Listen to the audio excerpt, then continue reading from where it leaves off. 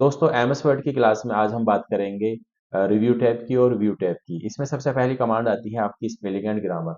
हमारे पैराग्राफ में कोई भी स्पेलिंग मिस्टेक है या ग्रामर की मिस्टेक है, उसको सही करने के लिए हम स्पेलिंग एंड ग्रामर कमांड्स का यूज करते हैं। इसका शॉर्टकट होती है F7। जैसे इस पैराग्राफ में जो गलतियां हैं वो अंडरलाइन, रेड अंडरलाइन से कवर हो रही हैं, तो इसको हम सही कैसे करेंगे? स्पेलिंग एंड ग्रामर में जाएंगे और यहाँ पर हम इसमें जो भी वर्ड गलत है उसका यहाँ सजेशन आ जाता है कि कौन सा वर्ड आपको लेना है, तो हम उसको यहाँ से चेंज कर सकते हैं। इसी तरह से अगला जो हमारा वर्ड गलत है उसको सही करने के लिए आप यहाँ से इसको चेंज कर सकते हैं।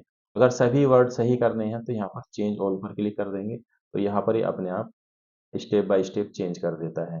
तो इस कमांड का बहुत ज़्यादा यूज होता है जब हम कोई पैराग्राफ लिखते हैं और उसमें हम अपना कोई ग्रामर की एरर हो या स्पेलिंग मिस्टेक हो, उसको सही करने के लिए हम इस कमांड का ज़्यादा से ज़्यादा यूज करते हैं। इसकी शॉर्टकट की F7 होती है, तो ये आप ध्यान से रखना, क्योंकि एग्जाम में सवाल पूछे जाते हैं इसकी शॉर्टकट से ज़्यादातर। इसी तरह से हमारी अगली कमांड होती है रिसर्च। जब हम कोई पैराग्राफ बनाते हैं तो हम चाहते हैं कि ज़्यादा से ज़्यादा अच्छे वर्ड हम यूज करें, और उन वर्डों के बारे में हमें अच्छे से रिसर्च करने के लिए कि कोऑर्डिनेट्स से मिलते जुलते और कौन से वर्ड यूज हम कर सकते हैं, उसको हम सेलेक्ट करेंगे वर्ड को, और यहाँ पर रिसर्च पर हम क्लिक करेंगे।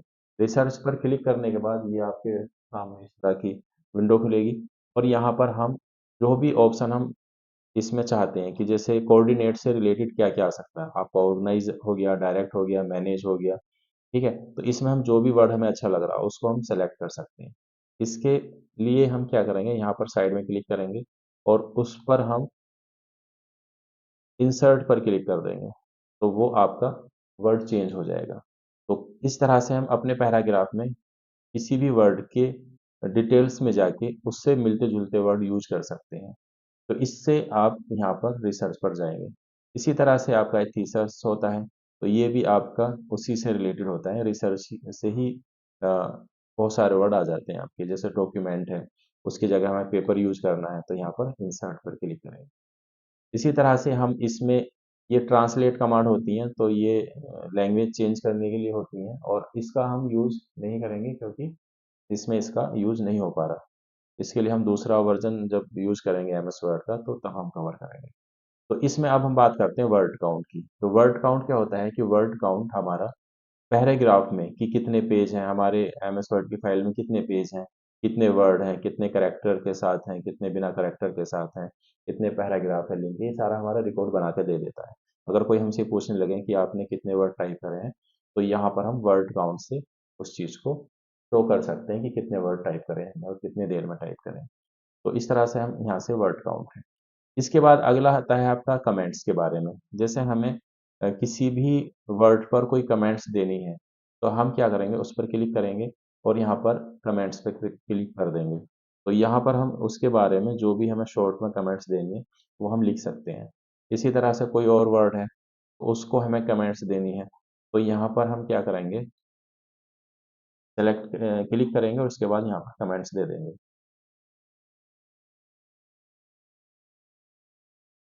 अब हम चाहते हैं कि ये कमेंट्स डिलीट हो जाए, तो उसके लिए हम क्या करेंगे, यहाँ से डिलीट से कमेंट को डिलीट कर सकते हैं। इसी तरह से हम चाहते हैं कि अगली कमेंट्स हमें देखनी है तो हम नेक्स्ट पर जाएंगे, पिछली देखनी है तो हम प्रीवियस पर जाएंगे। तो ये कमेंट्स हम किसी भी पैराग्राफ पर, लाइन पर या वर्ड पर कर सकते हैं। इसके बाद हम बात करते हैं इसके बाद हम बात करते हैं इन कमेंट्स को हम फिलहाल डिलीट करते हैं। इसके बाद हम बात करते हैं इसमें ट्रैक चेंज की। ट्रैक चेंज का बेनिफिट ये होता है कि आपका कोई पैराग्राफ है और उसमें आप कोई चेंज कर रहे हो, तो आपको ये देखना है कि मैंने क्या क्या चेंज करा है। तो उसको ट्रैक चेंज पर हम क्लिक करेंगे। तो इसमें अब फिलहाल तो कुछ नहीं दिखाई दे रहा, लेकिन अगर मैं यहाँ पर ऐड कर दूँ एसएमडी, तो ये हाईलाइट अलग से हो जाएगा कि तुमने ये ऐड किया है।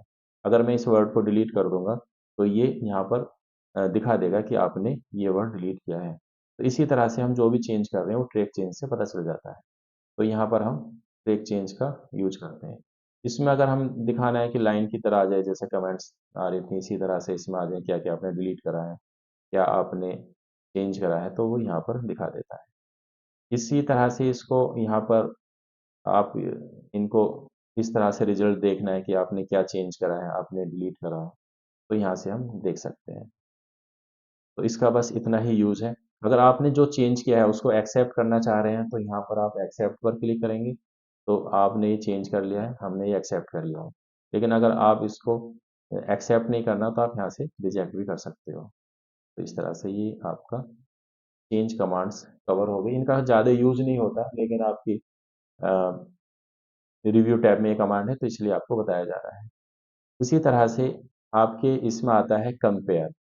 कंपेयर का मतलब ये होता है कि जैसे हमने कोई फाइल बनाई, उस फाइल में हमने कुछ उसी से रिलेटेड एक दूसरी फाइल भी हमने बनाई, तो हम चाहते हैं कि इन फाइलों में क्या चेंज है, क्या अंतर है। तो उसके लिए हम क्या करेंगे, मैं दो फाइल आपके सामने ओपन करूंगा। इसमें एक फाइल होती है हमारी फर्स्ट, तो इस फाइल में सेम हमारा पैराग्राफ है, इसमें सेम पैराग्राफ है, इसी से रिलेटेड एक दूसरी फाइल हमने बनाई है, तो उसमें चेंज क्या है वो देखने के लिए हम यहाँ कंपेयर पर जाएंगे। तो यहाँ पर वो फाइल ओपन करेंगे जो हमारी फाइल पहले से ही है। फर्स्ट पर हमने क्लिक करा, इसके बाद हम यहाँ पर दूसरी फाइल पर जाएंगे जो हमने दूसरी फाइल बनाई थी। इसमें जो दोनों फाइलों में जो चेंज है वो फाइल है केवल इसका असेंबली का, बाकी में सेम सेम है आपका। तो उसके लिए हम क्या करेंगे, दोबारा से देखो,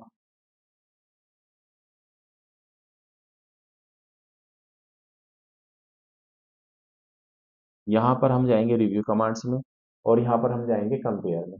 कंपेयर के बाद हमने दो फाइल बनाई और दोनों सेम है, लेकिन उसमें हमने एक फाइल में थोड़ा चेंज कर दिया, तो उसको देखने के लिए कि क्या चेंज है वो कंपेयर कमांड से हम देख सकते हैं। तो इसमें हम सबसे पहले वो फाइल खोलेंगे जो हम अपनी पहली फाइल है, इसके बाद रिवाइज फाइल, उसमें जो हमने जिसमें कुछ एक्स्ट्रा काम किया है उसको हम देखने के लिए यहाँ पर देख सकते हैं। तो इन दोनों फाइल में ये जो हाईलाइट हुआ है असेंबली, यही चेंज है, बाकी सेम है। इसमें अगर हम देखेंगे तो ये सेम सेम है, बस चेंज क्या है, ये असेंबली जो वर्ड हमने लिखा है। तो जो भी हम चेंज करते हैं यहाँ से कंपेयर कमांड से हम उसको देख सकते हैं। तो इसका यूज था ये। इसके बाद हम बात करेंगे तो इसमें आता है प्रोटेक्ट डॉक्यूमेंट का।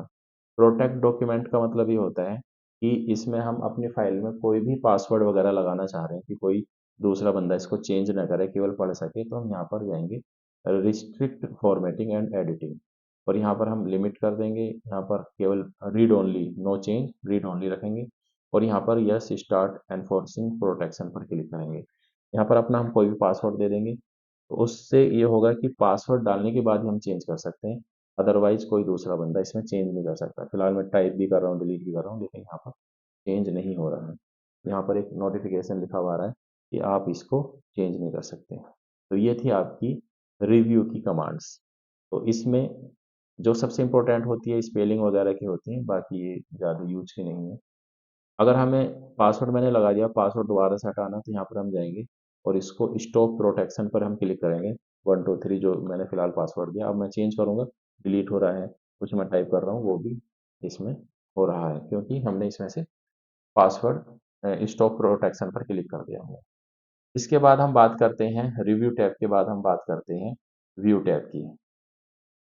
तो ये रिव्यू टैब की कमांड थी। तो